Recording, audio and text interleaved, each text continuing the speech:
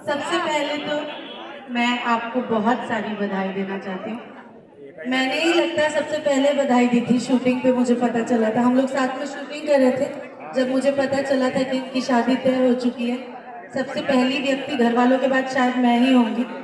यहाँ दोस्तों आपको बता दें कि भोजपुरी फिल्म इंडस्ट्री के सबसे यंग एक्टर अरविंद अकेला कल्लू इन दिनों अपनी शादी को लेकर लगातार सुर्खियों में छाए हुए हैं। अरविंद अकेला कल्लू को लोग उनकी फिल्मों के साथ साथ उनके निजी जीवन में फॉलो करना भी पसंद करते हैं। जी हाँ दोस्तों, आपको बता दें कि उनकी शादी 26 जनवरी को वाराणसी में हुआ है और उनकी शादी में अमरपाली दुबे और निरहुआ भी पहुंचे थे और उन्हें काफ़ी सारे बधाइयाँ दी हैं। तो अब उनकी सेलिब्रेशन पार्टी 28 जनवरी को है, जिसमें सारे भोजपुरी के एक्टर वहां पे पहुंचेंगे और इस शादी में अरविंद अकेला कल्लू काफ़ी खुश नज़र आ रहे हैं।